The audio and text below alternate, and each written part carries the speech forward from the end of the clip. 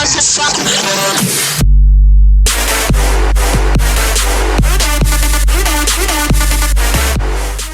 going on, YouTube? We're here with another Smite video. I am your host, Shui. Go ahead and dive right into it. Now, guys, this is the first installation, first episode, first segment, whatever you want to call it. Pretty much the first installment of my new series I'm going to be bringing, because a lot of you guys like Smite. Some of you are newer and some of you may be pros, but either way, if you are here watching this video, I hopefully can teach you a thing or two. And if you are kind of like a veteran Smite player, this probably won't pertain to you for the most part.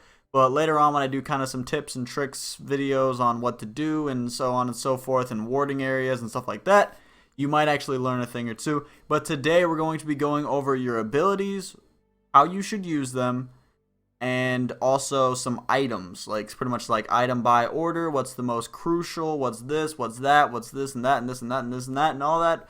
But be sure, if you guys do enjoy this video, before we dive into it, make sure you hit that thumbs up, because this took a lot of kind of like, not really studying, but kind of putting together a script and everything like that. But if you guys do enjoy this video, make sure you hit that thumbs up. But let's go ahead and dive right into it. We're going to go into a god. Just pick the first god that's available. We're going to go ahead and jump in with Agni. Now, pretty much what we're going to do here is I'm just going to show you exactly what's what with your gods. Now, the number one thing that we can go ahead and go real quick is, as you can see on the far right, it says God rank none. Now, to rank up your god, in quotation, is pretty much you just complete games. If you win, you get more gods. The longer the game goes, the more gods you get. Sorry, bad YouTuber. But pretty much that's exactly what you want to do, is you just want to continuously play games as often as possible, and you just want to keep going and keep doing what you can to win and make it go as long as possible. So just play. That's pretty much all you got to do. Once you have 50 worshippers, you reach level 1, and I believe it's 100 worshippers added for each level going up. I could be wrong on that. Don't quote me. But the more you level up, the more you get. And at level 1, you can actually get the golden Agni skin. Once you reach level 5, you can get the legendary skin. And once you reach level 10, you can then get the diamond skin. So pretty much it's kind of a way to just kind of show off what level you are and so on and so forth. And also, when you purchase a golden skin, you do not have to use it. Once you purchase a golden skin, it will actually give you your kill, sis, and a win border around your card when you're loading into the game. Now let's go ahead and jump into your abilities. Now, since this is Xbox, I will refer to them as 1, 2, and 3. And I believe it is X, A, whatever. I'm not going to actually give you the buttons, because some people play on different layouts and so on and so forth. But just know that on the bottom of your row on the screen, it'll go 1, 2, 3, 4. And like your 4 will be your ultimate, and so on and so forth. But first things first, we start with it's a passive. I'm not actually going to read exactly what his passive does, but I'm just going to give you an idea of what a passive is. It's something that you do not personally have to activate for it to take effect. So on Agni's, in this kind of circumstance, just as an example, his is after hitting 4 basic attacks, you will gain a buff, and on the next cast of Flame Wave or Rain Fire, all enemies hit by those abilities will be set ablaze and get a burn tick on them, and so on and so forth. So as you can see, you don't have to actively click. Like once you get 4 basic attacks, you don't have to click a button to make that go into action. It will just automatically trigger, and every single god has a passive, whether or not it's a stance chains or a normal passive. Now you'll have your 1, which 1s are usually something that you can combo into, such as Nox's Fumes. You'd set a little fume thing on the ground, you hit it with a fiery ability, it explodes. Now, usually your 1s are used for more of a supportive to your other abilities type of thing, and kind of like that. Flame Wave would be more of your like damage dealer. So your 2 as a mage would be mainly your damage deal. 2 as a physical will be mainly your buff, which will also be your damage deal. And your 3 will normally be a dash, which is some sort of pretty much initiate, like I want to run towards you and scare the crap out of you and deal damage, or run away and save my own skin. Now your 4 is going to be your ultimate, which is going to be your main overall damage dealer. As soon as you have your ultimate out and you see a good opportunity to land it on 1 or 2 people and pretty much shift the change of the battle and probably in your direction, that's when you will actually use your ultimate. Your ultimate takes the longest to cool down, and so on and so forth. Now, what we're actually going to do now is we're going to go down and we're going to do a little bit of an item, kind of like, not really like an item build. Like, this isn't an Agni build. Don't get me wrong, this is not an Agni build. I'm just going to kind of give you a basis of what a normal build on most gods should look like. So what you're pretty much always going to have is going to be a starter item, which is an item that costs 800 gold across the block on both physical and magical. And usually there's ones that make you tankier, help you in jungle, help you gain health, help you get more bonus gold, or restore your health and mana, and stuff like that. Just little extra boosts at the beginning of the game. They're not super substantial. In late game, you'll probably sell them, but for the most part, it helps you get that little bit of an edge in the beginning, but it's not really an edge because everybody does it. So you're going to be kind of just like right there on par. If you don't buy a starter item, you might be down a little bit and you might have to play a little more cautious. But for an example, we're just going to grab Vampiric Shroud. It gives you 20 magical power, 100 health, 5 MP, 5. Killing an enemy restores 10 health and 10 mana, which includes minions. So as you can see, that'd be very, very helpful. Now next, usually you want to either go into one of the items that you would build normally, or you want to go into an active. Now on junglers, a lot of the times you're going to be buying like Blink, or it used to be Hog. I don't know if anybody really still does that anymore. And a lot of times there'll be like power pots and stuff like that, but that'll be on a later episode in advanced techniques. This one we're just going to start out with some basic boots. That's what it's always a safe pick to just go with the $300 boots, guys.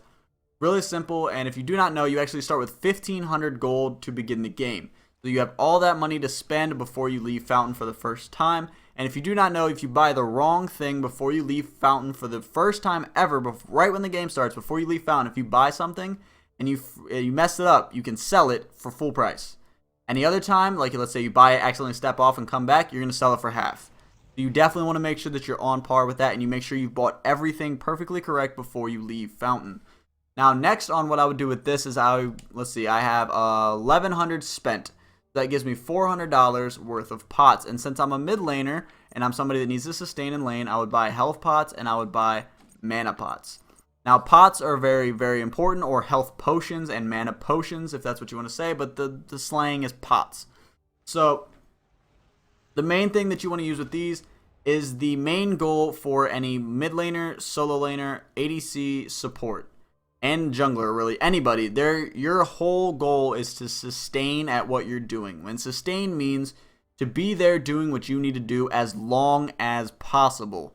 Like you want to stay out there, because when you're back at Fountain, you're not getting any experience, which means the other people are going to level up faster than you, and they're going to get ahead of you, and they're going to do more damage than you, have more level up on their abilities than you, have more gold than you. So you want to make sure that you're out there as long as physically possible, and that is what health pots actually do. Now another thing too, I completely forgot to say this before we went in here. If you go into item builder and set your build back out, it'll save it for your custom or recommended screen, I believe is what it's called, at the beginning of the game. So you can set your own builds to be what you need them to be. So this would be 1,100 spent. These are 50 a piece, so I have 400. So let's go. That's 100, 200, 200. All my money is spent. I have nothing left sitting in pocket. And I'll have enough to sustain and lane as long as physically possible. Now let's go over a couple of the ability-esque type things.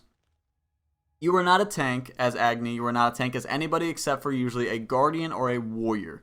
So your main things are going to be magical power, cooldown reduction, magical penetration, physical power, lifesteal, mana, and just overall just power, just damage. Anything you think that will do damage, that is what you want to use. So like Rod of Duty increases your magical power by 25%. You have 25% of your overall power. It will then be added onto you. That is a fantastic item to do a lot of damage. 25% of your damage already added on top of it. Fantastic. You can tell it's a good item. Chronos Pennant. It gives you 25% cooldown reduction, or CDR. And that is phenomenal, which that means your abilities will cool down 25% faster, which means you're able to dump out more abilities and do more damage. Now, we'll go ahead and jump into something like Spear of Magnus that has a passive. This is the exact same kind of thing as what we talked about with your abilities. Enemies hit by your damaging abilities have their magical protections reduced by 10 and an additional 10% for 5 seconds with a max stacks of 2. Now, for the most part, this just means that when you're hitting an enemy with a damaging ability, it lowers their beef or lowers their protections, which is pretty much tankiness. Like what makes them thick, what makes them tanky, what makes them beefy.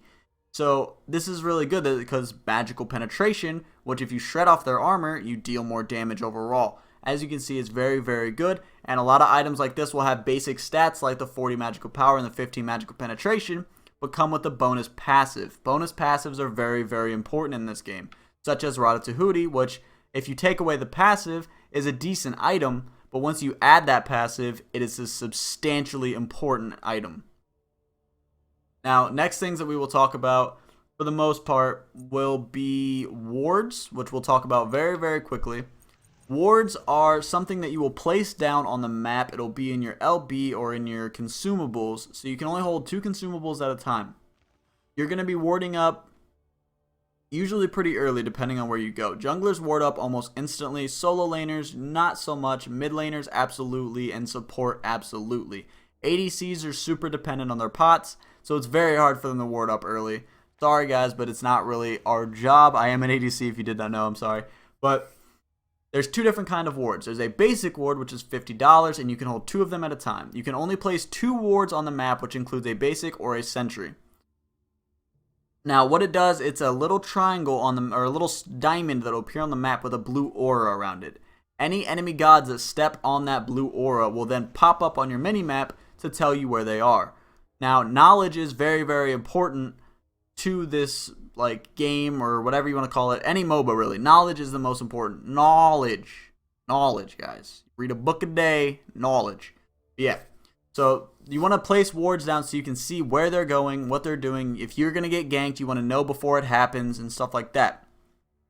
Sentry wards are very, very useful for the main objectives, which are Gold Fury and Fire Giant. Now, you want to throw these down, and then you'll actually be able to see the enemy wards and destroy them. So this is very important for controlling what their visual is, and also making sure you're not being watched. Very important and very, very crucial. Make sure you guys practice wards. They are so, so important. Now, the next thing we're actually going to go over is actives. Now, actives are items that you have to activate. Get it in the name. Actives. Activate. Get it. See, we're learning. We're doing stuff. But they give you a buff for a short time, and they have a long cooldown. So the reason why people use actives, which everyone should use actives because they're very, very, very important. The reason you use them is to kind of get a leg up on somebody. So if theirs are on cooldown, excuse me, if theirs are on cooldown and yours are about ready, it gives you that one up in a fight. Also can get you out of a sticky situation like Greater Aegis, which makes you invulnerable for 2 seconds and prevents you from taking action. After the invulnerability fades, you gain 20% damage reduction for 4 seconds. Cooldown is 2 minutes. So as you can see, like, it's very crucial. Let's say somebody goes to ultimate on you, you pop that Aegis really quick, and you're able to get away and you don't die, or maybe you're even able to shift the fight because they use their ult to shift the fight if you're winning. The same thing. The other one that's super important is actually called Greater Purification, which everybody calls them CC beads or crowd control beads, which is pretty much like stuns, roots, anything really that can hinder your movement or hinder your abilities. Greater Purification wipes that away for 3 seconds and then reduces all god cooldowns by 3 seconds. And the cooldown is 90 seconds, so a minute and a half. So they're very, very crucial because a lot of the ultimates people use actually have crowd control in them, such as like Hades, Ares. God, there's so many. Hades, Ares. I can't even think of any other ones right now. I'm having a brain fart. There's a lot of other ones. Aphrodite can use her kiss on you to stun you. Nuwa can use her clay soldiers to stun you. Hoyi's mark with an arrow can stun you. Thanatos' execution, if you're not going to get executed, can stun you. Thor's can stun you. Excuse me. I'm not feeling the greatest today, guys. But yeah, these are very, very crucial. Other ones that I can kind of recommend if you don't really want to use those are Shield of the Underworld, which pretty much reflects 40% of all damage back to them and they can't lifesteal from you. Super crucial, super important. If you're solo lane, the teleport or shielded teleport is really, really good. Very useful. I like to preach meditation if you're a mage or an ADC, just due to the fact that it instantly restores 75% of your mana and also gives you 45 MP5. And if you're healed, you get 30% of your missing health. It's really, really good, guys. It's so clutch, and I actually really love this. I preach meditation all the time. It's so good. But yeah, that's pretty much it for the actives. And that's actually probably it for this video. If you guys do like it and you do want to see more of these kind of how-to, welcome to Minecraft-esque type, or welcome to Smite, not Minecraft, welcome to Smite-esque type videos, make sure you hit that thumbs up and comment down below and tell me anything that you guys need to know. And one thing you want to know, not builds, this isn't for builds, guys.